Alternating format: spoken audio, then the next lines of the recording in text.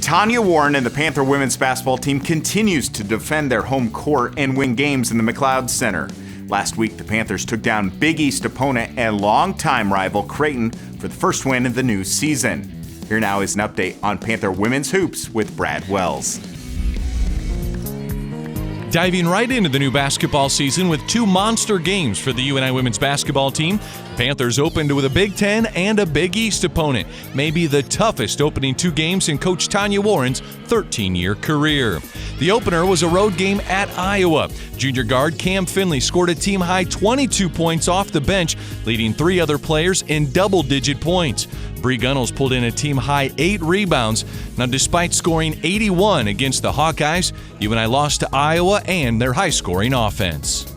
I didn't really feel like we had I liked our defensive game plan, but I just didn't think that we were bought in defensively. We did a lot of uncharacteristic things defensively. We wasn't getting back in transition.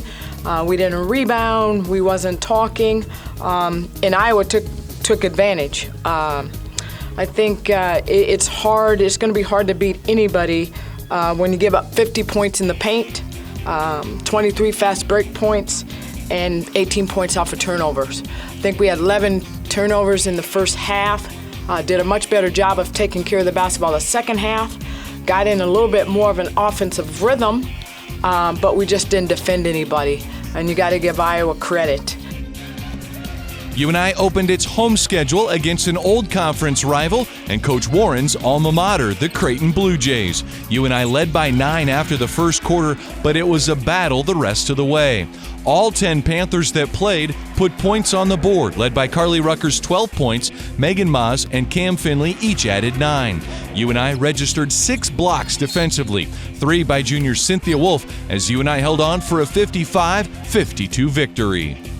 I was curious to see our mindset coming into the Creighton game, and honestly, I like what I saw. Our games with Creighton are always going to be ugly. They're going to be gritty because we know each other so well, and we both do a very good job of scouting each other and making each other play to our weaknesses. But really liked what we did defensively. I thought we were locked in, except for the second quarter. I thought we allowed their freshman shooters to get open with some lack of communication, but I thought we adjusted at halftime and defended extremely well. Our offensive flow wasn't as good as it was in the Iowa game, but that'll come. I really like the contributions we got off the bench from Emerson and Cam. We're going to continue to need to get some consistent contribution from CJ. I think we will get that, but liked our ability to finish down the stretch against a very good Creighton team. And Creighton, you're going to look back throughout the course of the season, and this is going to be a very good win for us. So I liked our grit and determination to find a way to win. A huge tip of the cap to UNI administrators and staff that made the home game without fans as safe and comfortable as possible for everyone in the building. I mean, everybody involved, they have done a tremendous job to making sure our student athletes are safe, our coaches are safe, and anybody who comes in and out of this facility is safe.